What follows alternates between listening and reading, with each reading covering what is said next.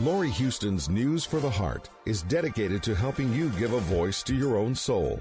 Our hearts have the power to free us from pain and the struggles that keep us from awakening to our true essence. Join Lori now as we delve into our heart and soul to find the path that will open us to the possibilities and lead us to the life we love to live.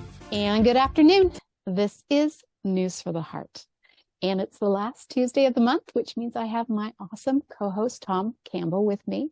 Well, we're going to try and work this show because I think it's going to be a fascinating show. It started with a book that I've read, but it's all about how we hold on to being right.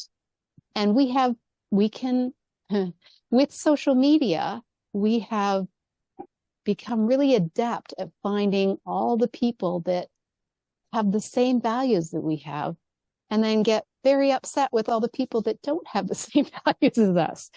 And then we have the fake news, and we have the AI that's telling us fake news, and it gets very, very confusing. But the part that I really want to bring up is, if we want peace, if we want to grow up and evolve our consciousness and lower entropy, we need to find that common ground, because I feel like we are so divided. And I want to find a way.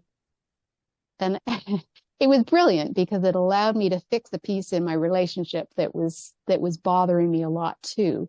But it's this need to be right. And we tend to, again, gravitate towards those people that have the same values, that believe the same things as we do. But in the end, it keeps us divided, because right now, I believe we're in a place where it's like a great divide, where we have so many things going on that we're not seeing the bigger picture. And we've decided what's right and what's wrong. And if someone's coming from the other perspective, then they're wrong. And we want to continue telling them how wrong they are. And that's not helpful. It's not helpful for where we're wanting to go. So I think this will be a very timely show, like our last few, but just to help us get to that place where we can say, stop and say, it really doesn't matter.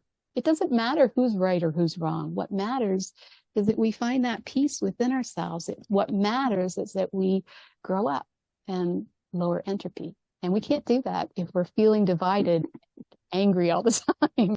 So welcome to the show, Tom. I have a feeling this is going to be an amazing show. Well, a lot of people are dealing with a similar problem. And it's an old problem. It's a problem that was here long before the internet. The internet has just exacerbated it and made it kind of in our face, to where we are now being pushed to deal with it. Whereas before, it was always in the background and we didn't deal with it. And it did cause problems in relationships. Matter of fact, that's where it caused most of its problems, is in relationships. So now we have, it's bigger because now we have an internet. And the internet, for the first time, is able to reach billions of people all in the same minute. Yeah. We never had that before. We've never had that technology. And when we first got it, it was just like all technologies. It hadn't been exploited to all the extents that it could be exploited. But in the last 10 years or even 20 years, we've found ways to exploit it. Yeah.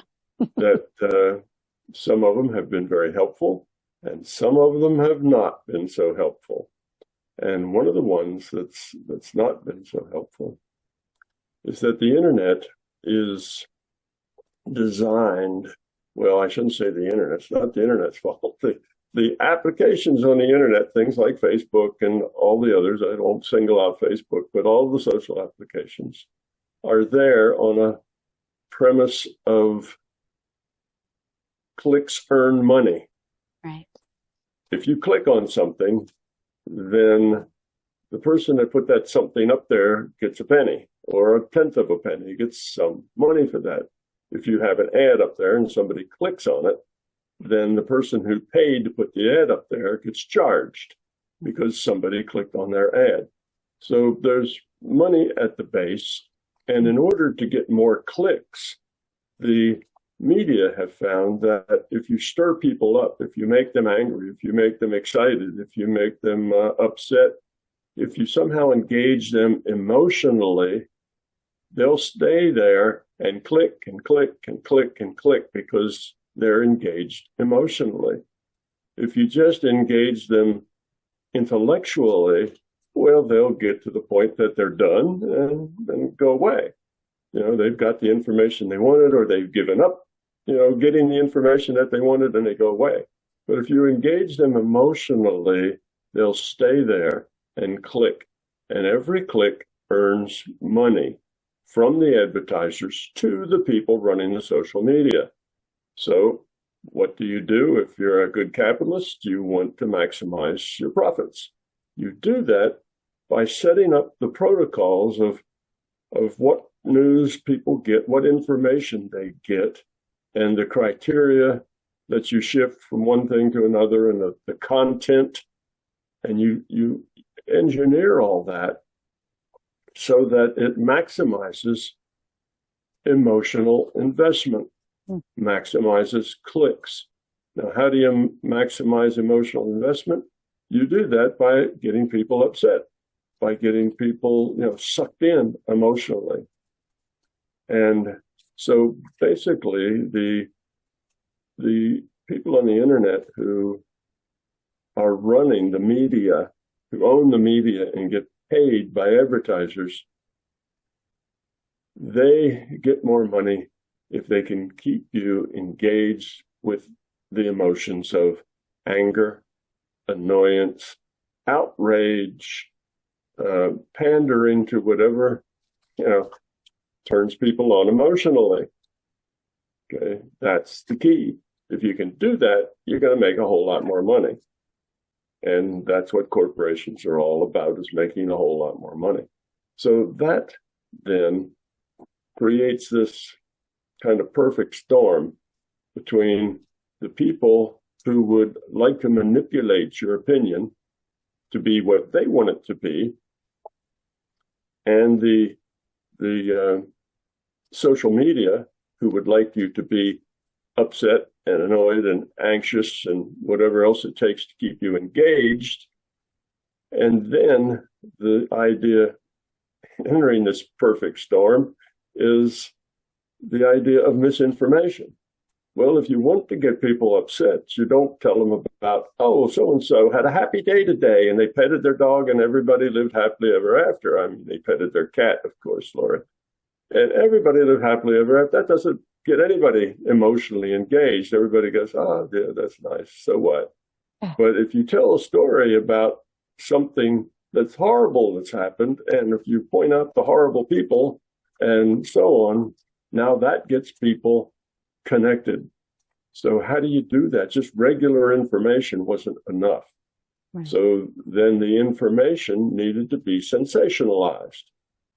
So all of the media turned into what we used to laugh at the grocery store check-in, you know, the National Enquirer and, you know, the Star and all those things that, you know, three-headed alien found in a Mississippi garage, you know, and you get all these crazy headlines, and they were there just to be alluring, just to suck people in on an emotional level.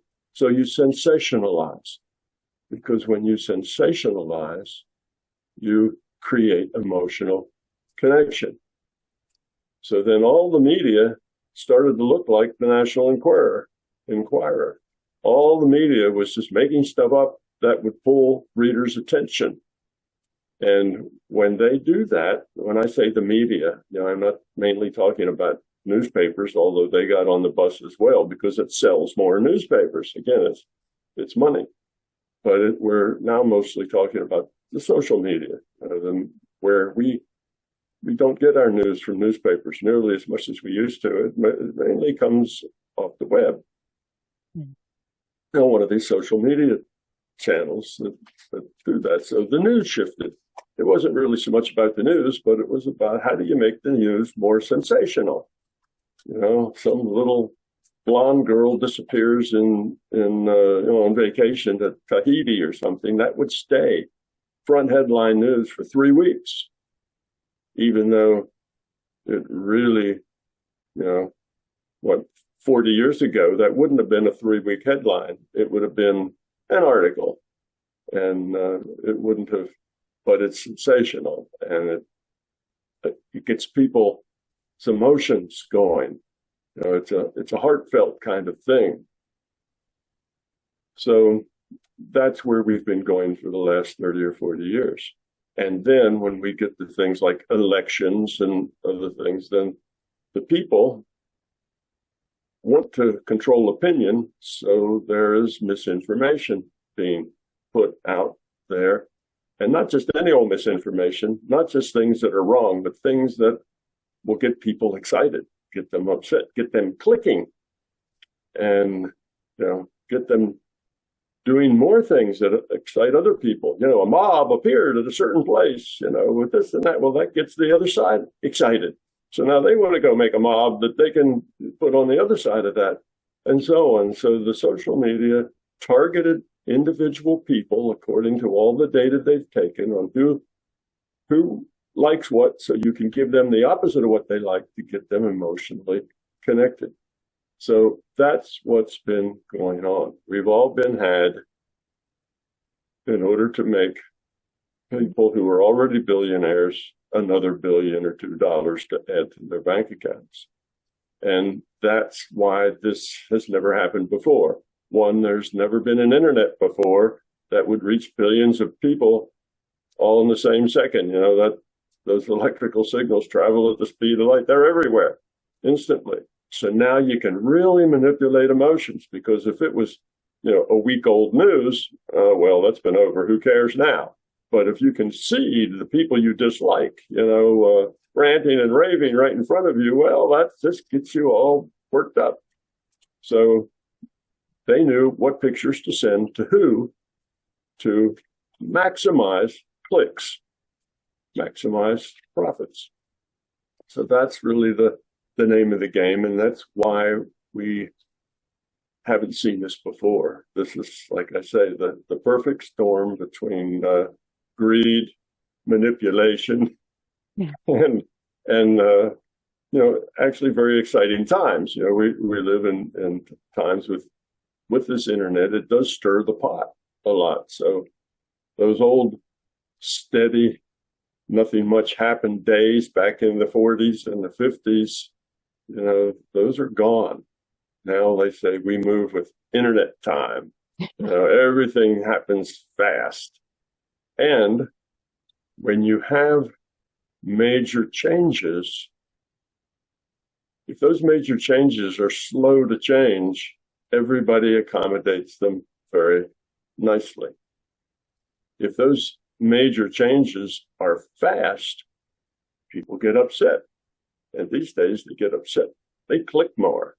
So this stuff has been shoved at us, nonstop, as quickly as it could be. So here we are now. So let's talk a little bit. So that's kind of the problem, right? I'm going to add 2 things to that problem. So one is, when I was growing up, we got a newspaper once a day, right? That was it. But then all of a sudden, we had to have 24-hour news. Well, how can you fill 24 hours of news? So we had to come up with stuff.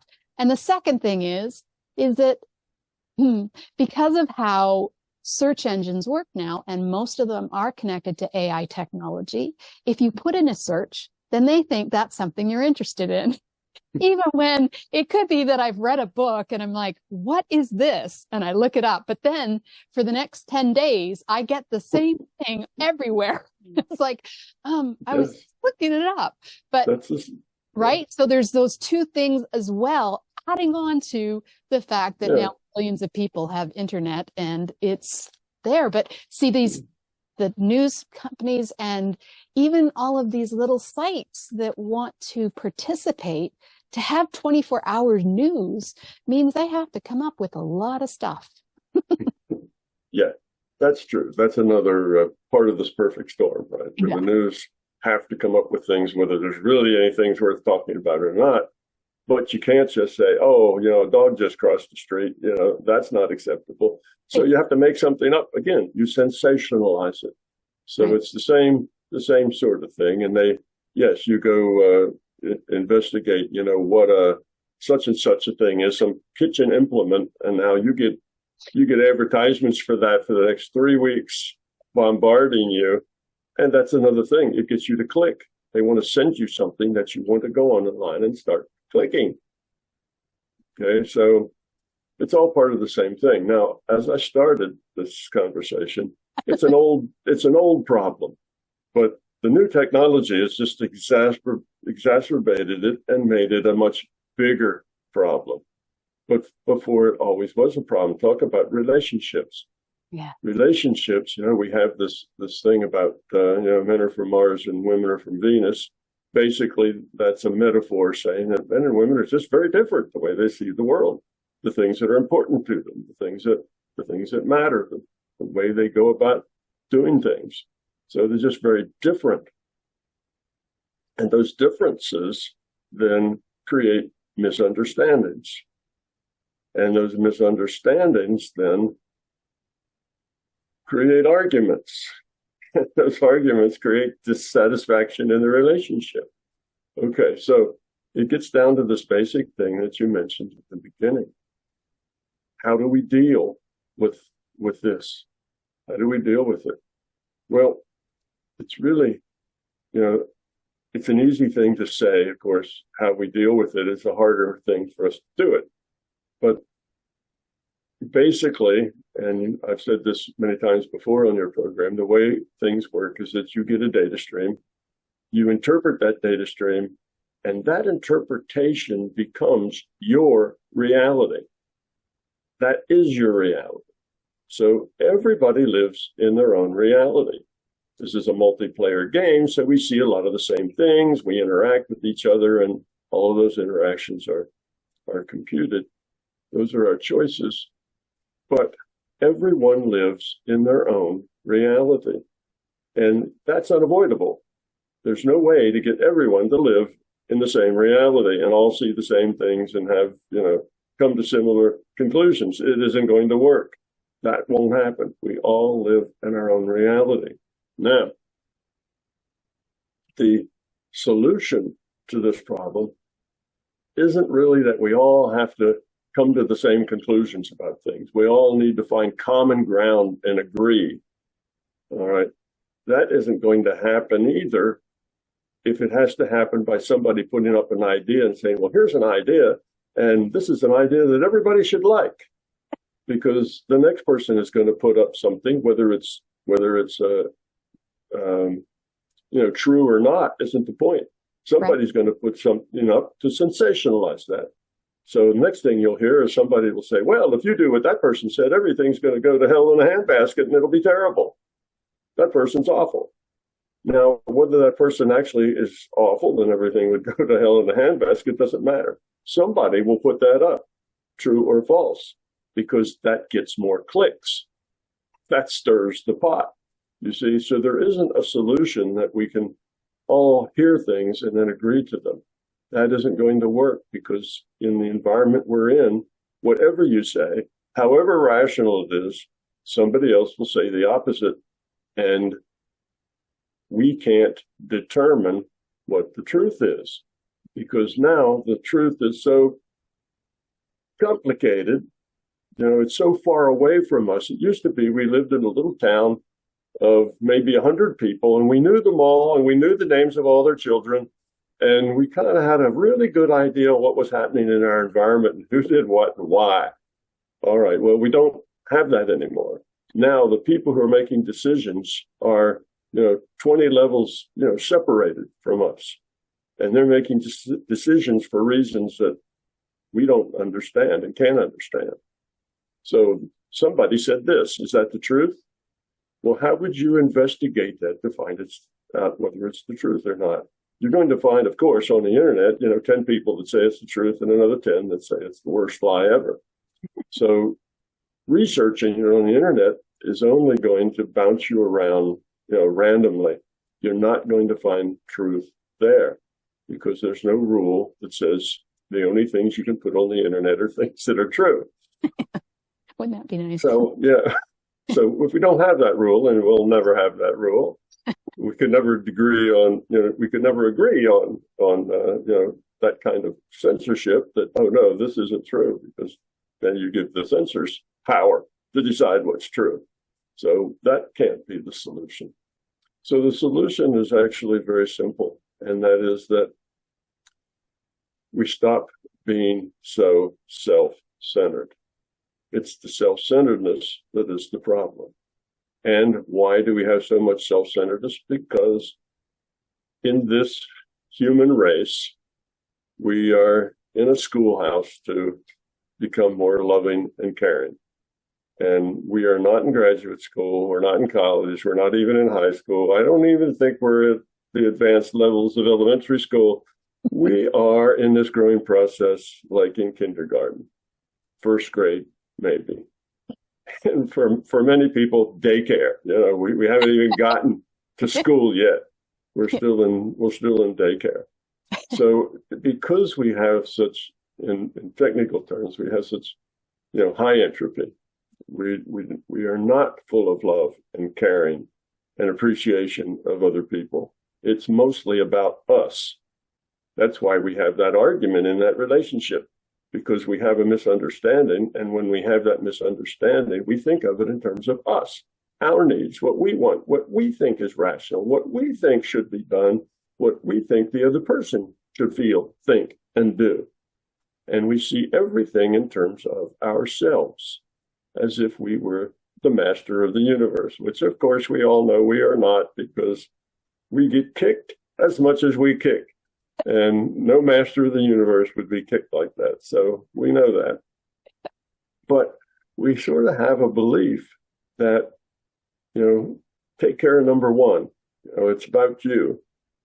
And we have this perspective that is our perspective. And one might say, well, what other perspective would we have? How can I have somebody else's perspective? I can only have my perspective. Yes, you can have your perspective, but you don't have to force that perspective on other people or on the rest of the world.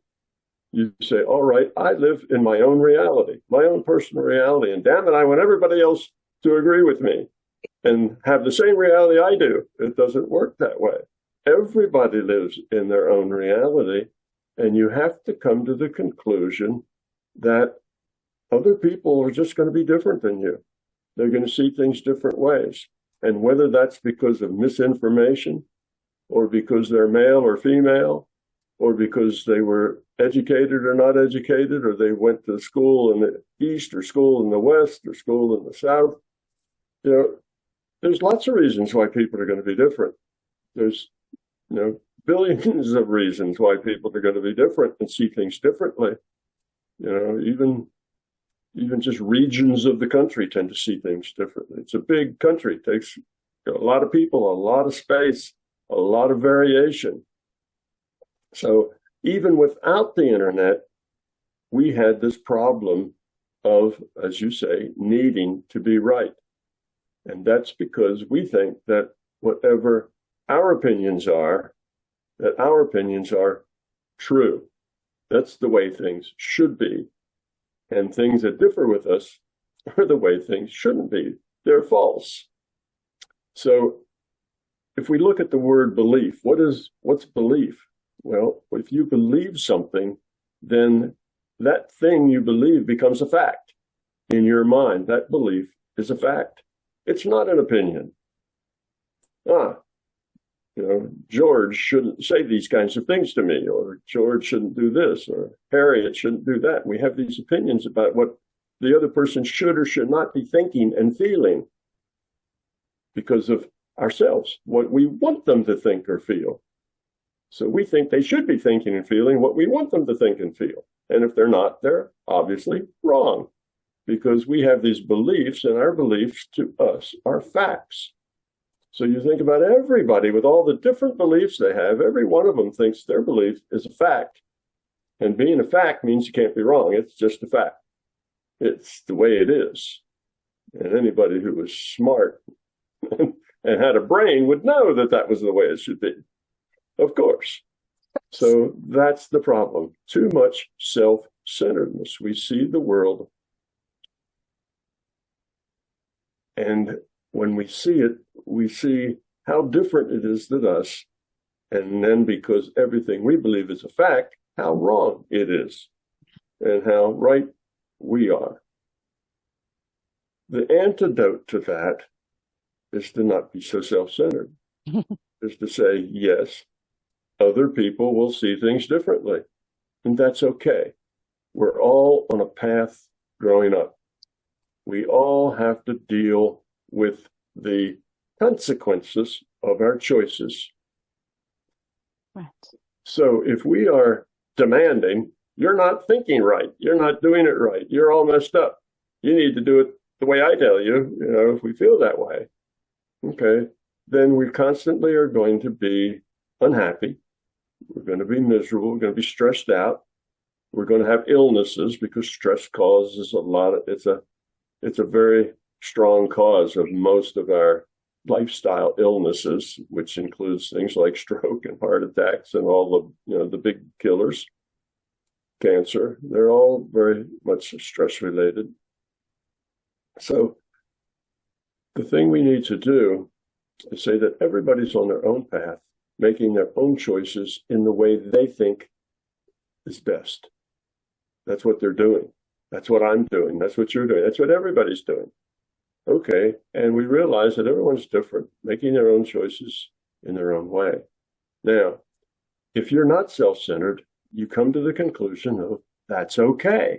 Everybody can be doing the best they can with the information they've got and what they came in with, whatever they're working with, whether that's, economic situation or physical situation. You have only one leg, or one arm, everybody's different, physically, emotionally, mentally, spiritually, we're all different.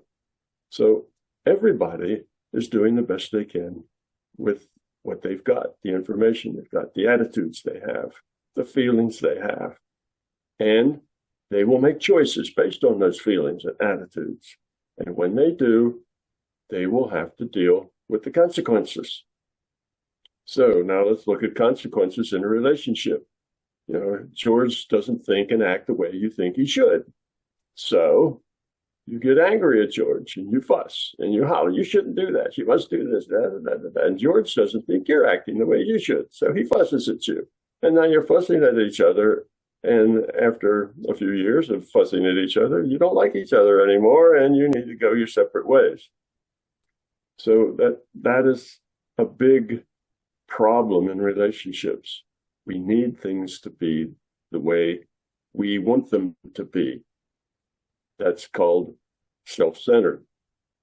I define what's right. I define what's true. I define what's good and bad, And you do that for everybody else in the world because you have beliefs, and those beliefs in your mind are facts. If they weren't facts, it wouldn't be your belief. So you see the problem is that everybody's different.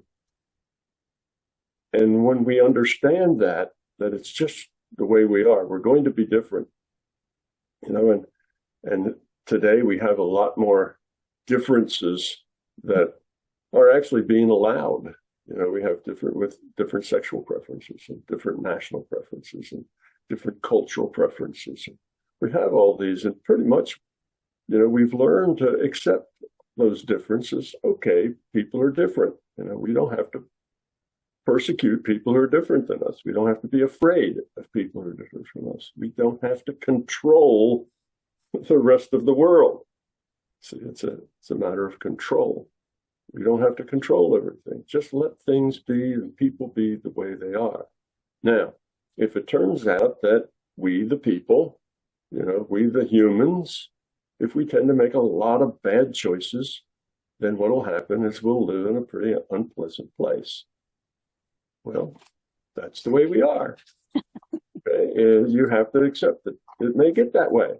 Okay, if we make good choices, we'll end up in very happy and supportive and prosperous places for everyone, not just for a few, but for everyone.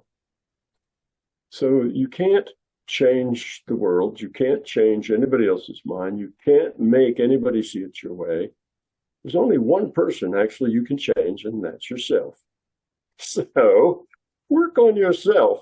Try to get rid of that self-centeredness, get rid of that idea that you're right and other people are wrong, and instead say, I'm the way I am, and other people are different, and that's okay. So it's turning it into right and wrong that creates the problem. If you just see it as differences, then the differences are all right. Okay, there's these people, and they believe things that are pretty much opposite to what I believe. But instead of being upset by that and how wrong, how could those people screw it up for all the rest of us, and get upset and angry, you just say, well, that's the way it is. And if there's more people that agree with them than me, then we'll live in a nastier and more unpleasant space until they realize that the reason we live in this unpleasant, nasty space is because of the choices that are being made. That's the old, how do you make a donkey behave, right? There's two things. You have sticks and carrots. So the carrots are the rewards, and the sticks are what happens if you make poor choices. And that's the way it is with us. So we, and I mean all humanity, we human beings, all almost 9 billion of us now, okay, we can make this a nastier place, a less friendly place, a more violent place, if we make poor choices.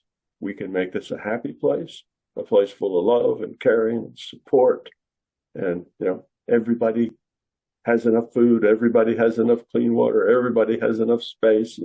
We can make it like that. We have the resources to do that. It's not that that's impossible, but we don't make the choices to do that.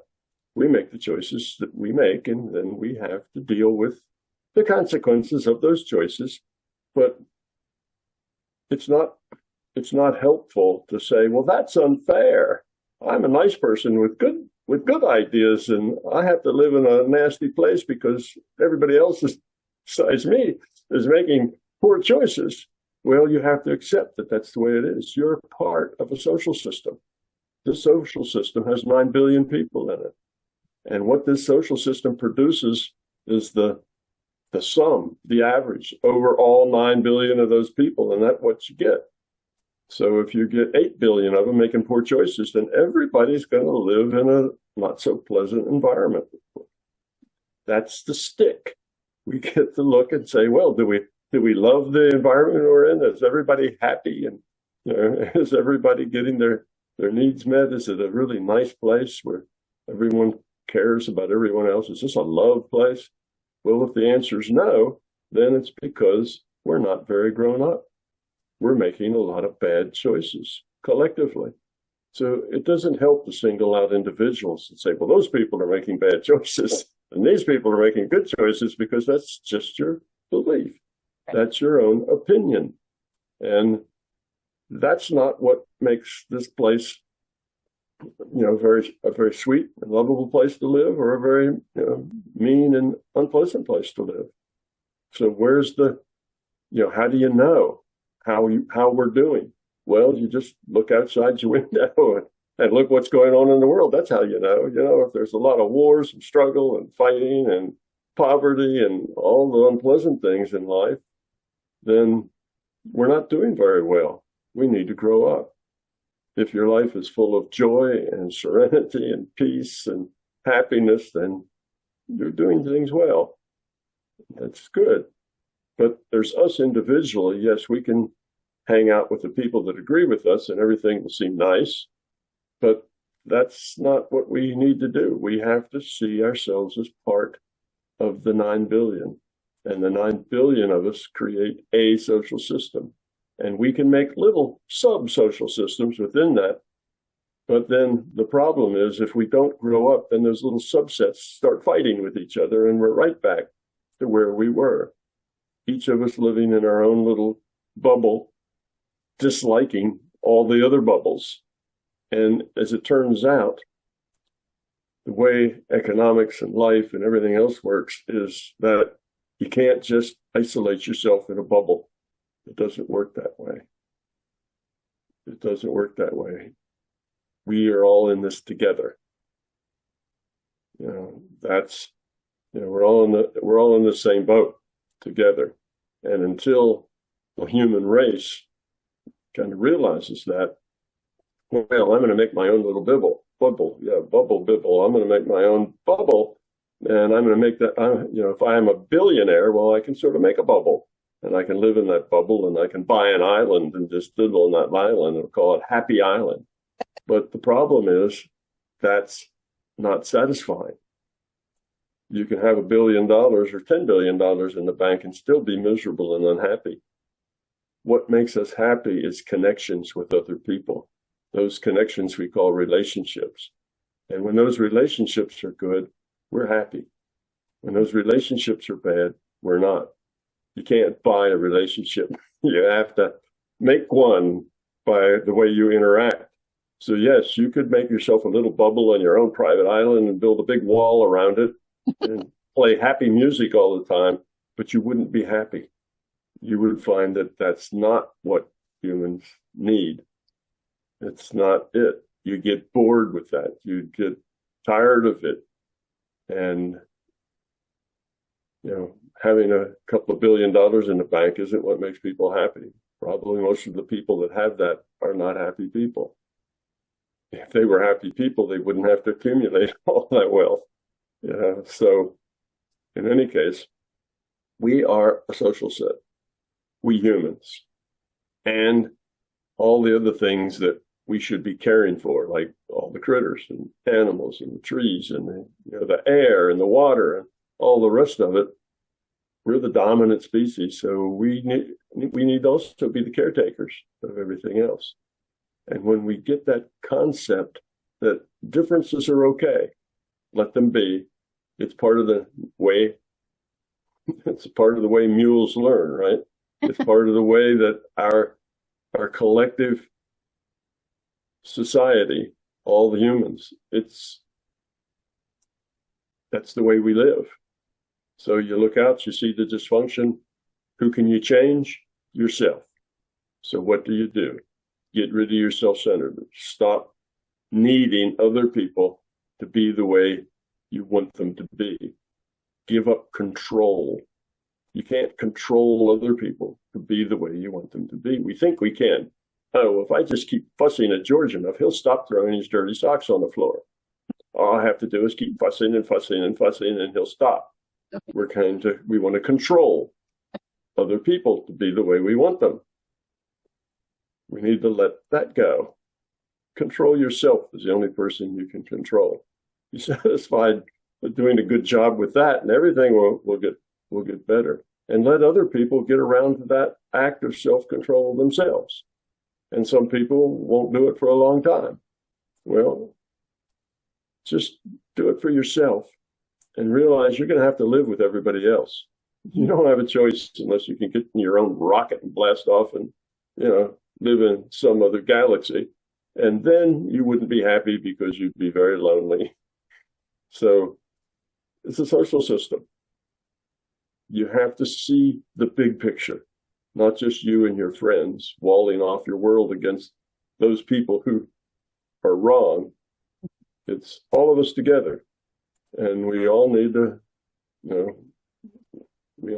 float the boat together for each other. And what that means is love, caring, cooperation, sharing. And what do we don't need? Greed, self-centeredness, mine, that sort of thing. We don't need. Now, here's an interesting point about this that people generally don't understand, and that is that we have in our culture a cultural belief called materialism. Everybody believes it. Nobody gets into school and somebody says, oh, here's what materialism, you need to believe it. We just do believe it. It's just part of being here. This is physical world. We look around and say the physical world, it's a thing. That's where we are. Everything's physical. Our bodies are physical. The water we drink, everything's just a physical reality. It's where we are. Well, if you're a materialist, there's an ethic that goes along with materialism. And that is, there's you, and then there's your environment and everybody else that's in it. So there's you and everything outside of you. Well, a materialist says, well, all that stuff that's outside of you is just resources for you to use, whether it's other people or whether it's the water or the land or the bushes or the berries or whatever. So you grab as much as you can grab. Then you have to defend it because other people would want to grab it away from you. So that ethic that goes along with materialism is control, power, force. You reach out, you grab what you can grab, however much or little that is, you grab it, then you protect it, you keep it. Maybe you share it with your loved ones, but you have to defend it and fight for it. So you have to control. You have to control the environment. You have to control others who might want to take what you've got. You have to have force to be able to do that control. And of course, if you're going to control and use force, you need power to do those. So control, power, force is the ethic of materialism. Now, we'll put that over on the fear side. That's the ethic of fear. On the love side, it's just the opposite. It's it's not what's in it for me, it's how can I help? And on that side, it's cooperation, caring, service, kindness. And it's not about you, it's about other. You see the opposite direction. Control, power, force is all about you. You're at the center. You would like to be the master of the universe, but you're not. Now you have to use control, power, and force to change that wrong that was done to you, not making you the center of the universe, so the master of the universe. So on the other side, you have people who care about others, not just about themselves.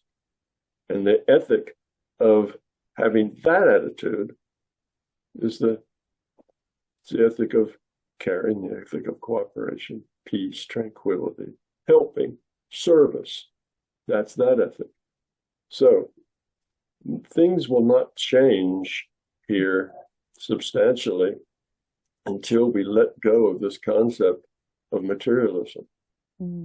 This material world is not the fundamental thing. This material world is,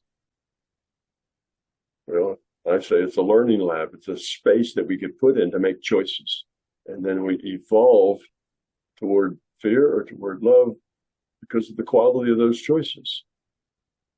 So, all right, this is a schoolhouse for us making choices to evolve or de-evolve. And like I say, we're in daycare, maybe first grade, kindergarten, second grade.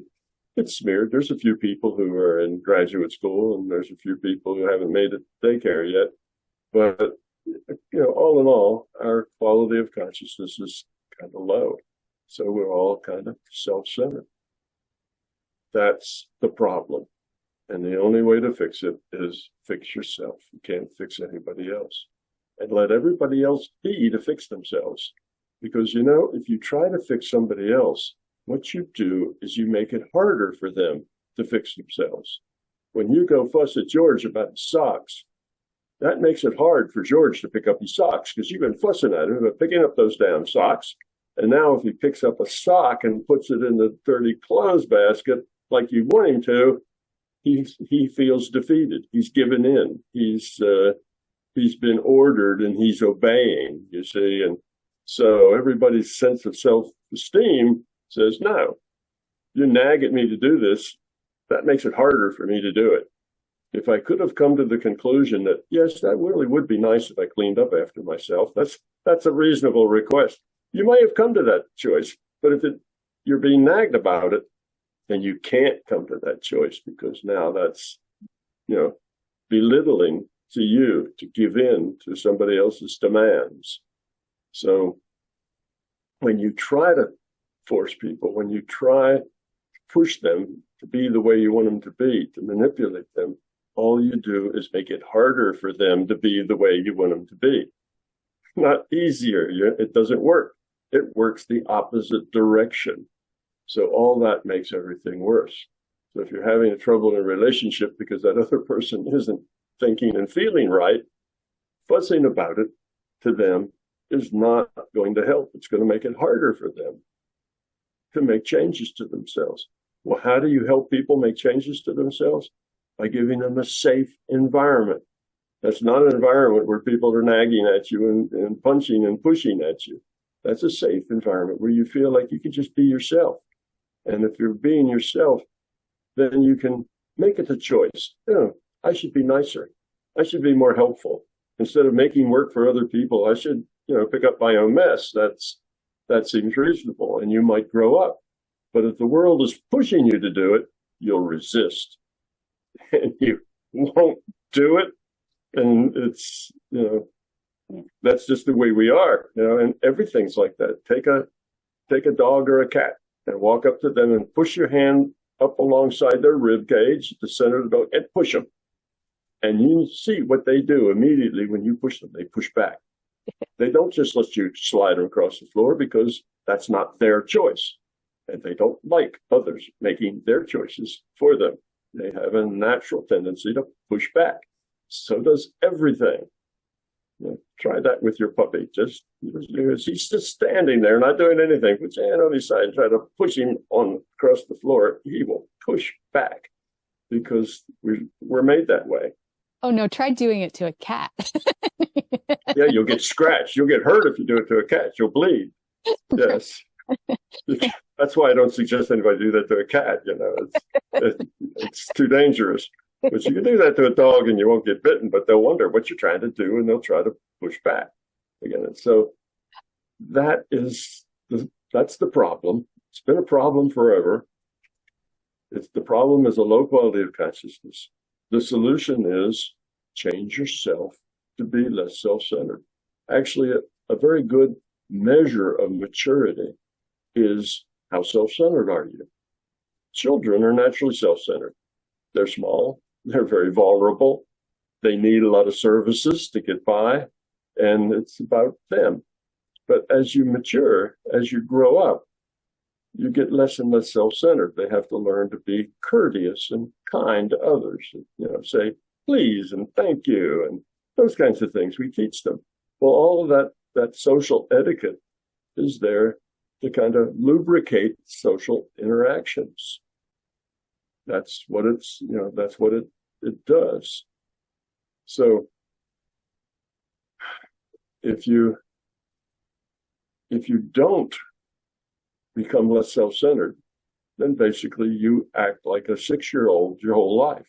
And a lot of people do that. They're self-centered right up, to the end. They live a whole life and they never grow up much. So they're not very mature.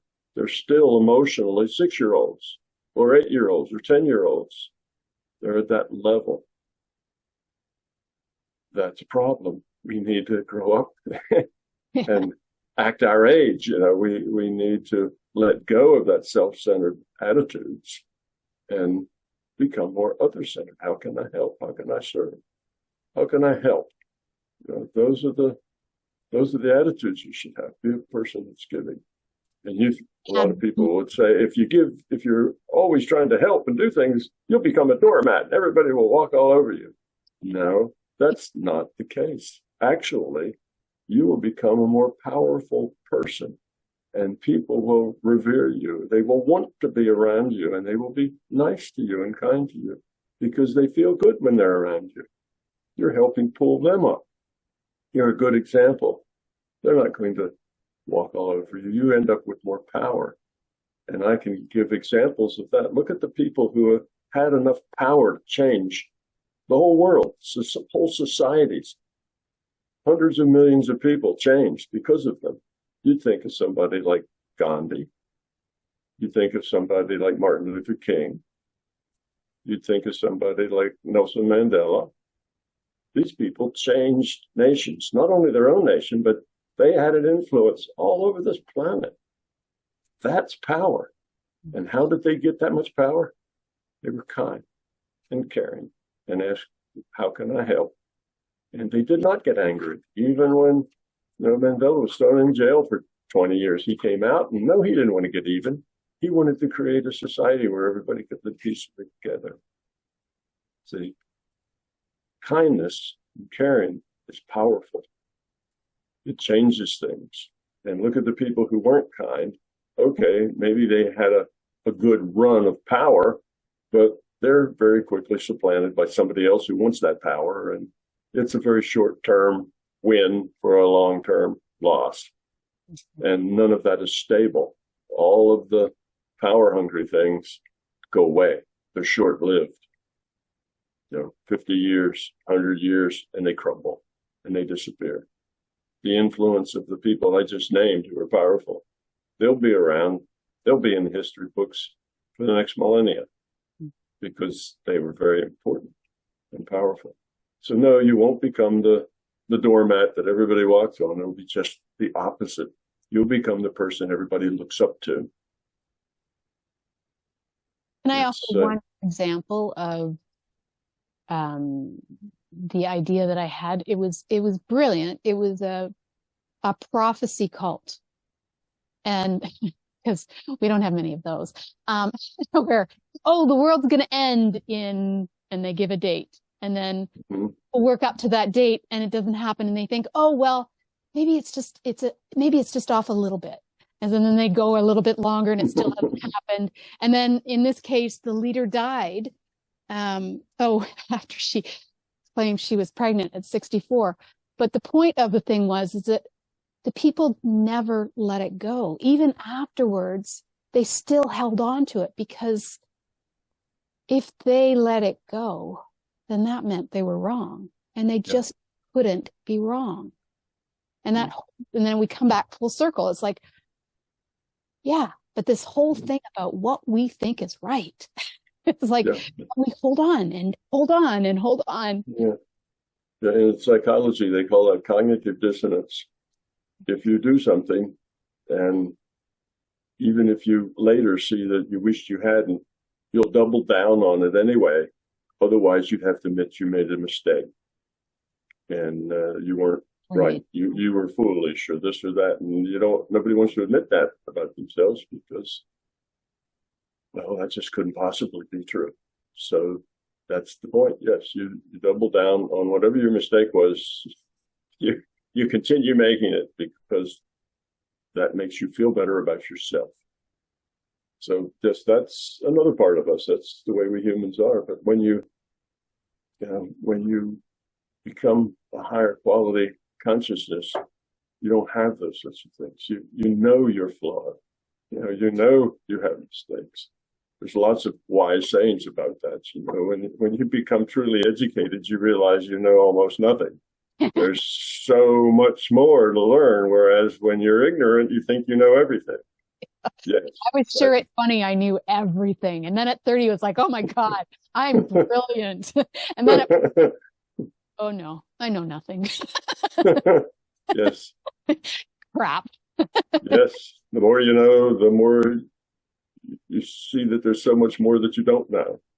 And that's true. So humility is an important part of this. So it's all problems with ego. Yeah. It's a problem. Beliefs are a problem. And ego and beliefs are both the children of fear. Fear creates those beliefs. If you believe that person is abusing you by throwing their dirty socks on the floor, you see, then it's a big problem. It's a fear. They aren't doing their share. You're not getting what you need to get. They're not holding up their end of the bargain. You've got all of those problems. And that's all part and parcel of the same thing. So no, there are no mechanical fixes here. It's not like, well, if we made these laws, if we made those laws, everything would straighten up. If we could just, do this or do that, that'll all straighten up. Well, those don't happen. There isn't going to be a mechanical solution to it. And if we, the people, change and become more loving and caring and cooperative, all the people who run those institutions, they're going to follow us. They'll do that too. The institutions will change themselves. If you just go out and find this terrible dictator and you get rid of him, you think, everything's going to be good now. No, within 50 years, there'll be somebody else back on that throne doing the same thing. And it's probably going to be the people who said they were going to fix everything for their children or whoever overthrows them or whatever. It's unstable. Those kinds of things are unstable.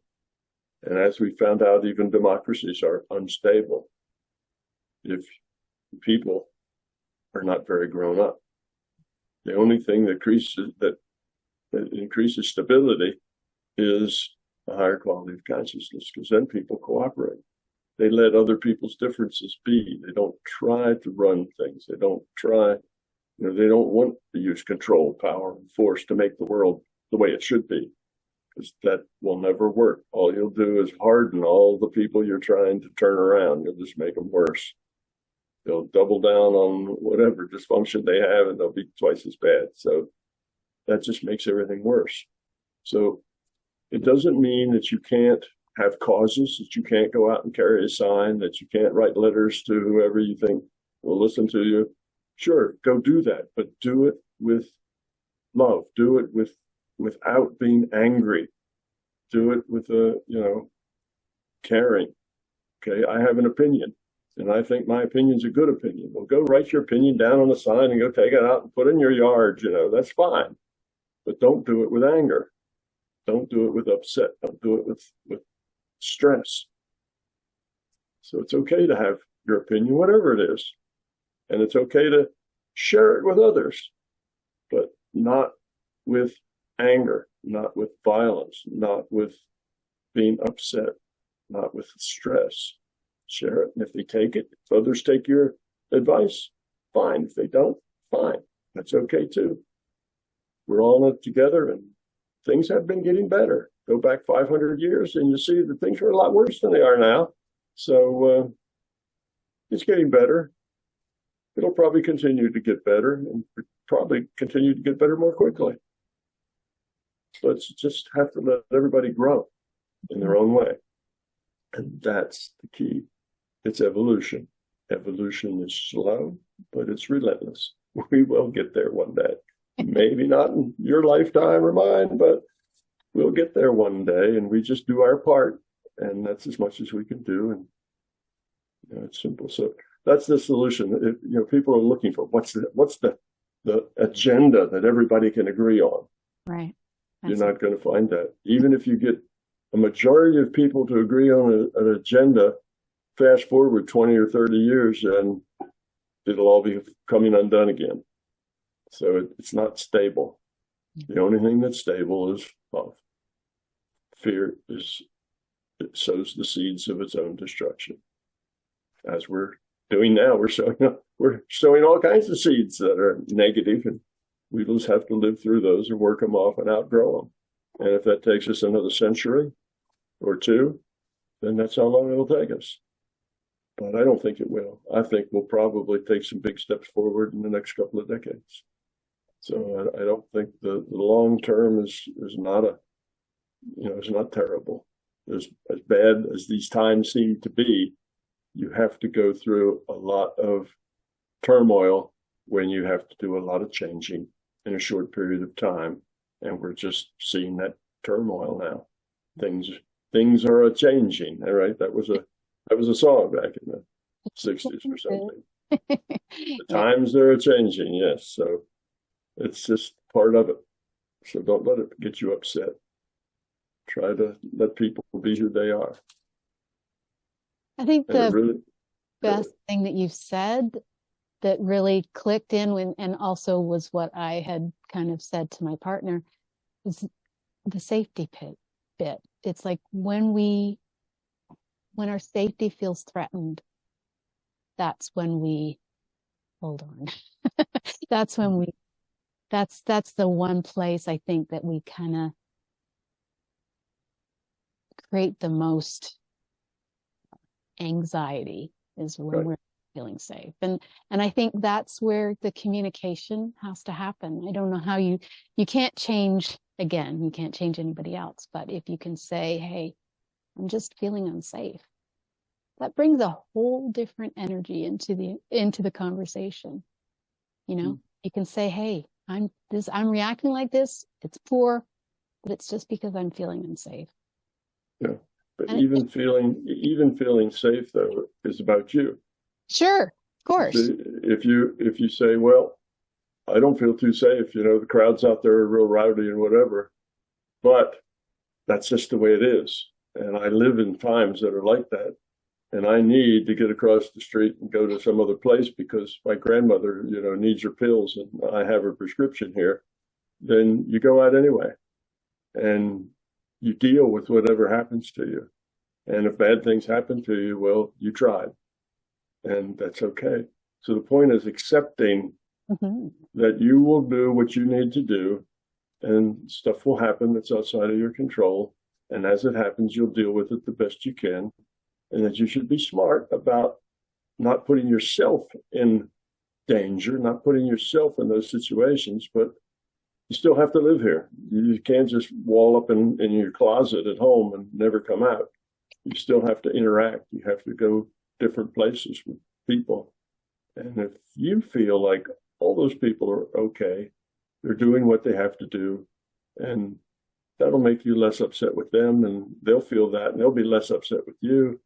And we'll even get to the point where we disagree with each other, but amicably, not angrily.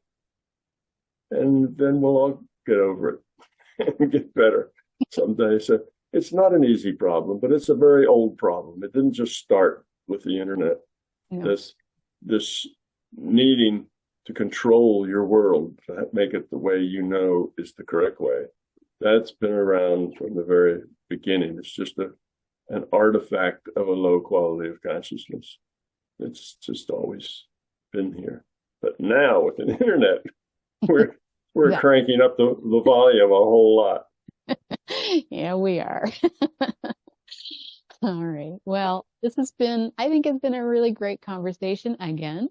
I think we can, that things will resonate with people. This is good. All right. You've been listening to The Heart with Tom Campbell. We're getting the heart of what matters. And yeah, truth, holding on to what you believe, and then letting go and realizing that everybody has their own truths. Everybody has their own beliefs. Thank you, Tom. We'll be back next month. Back next month. Thank you, Lori.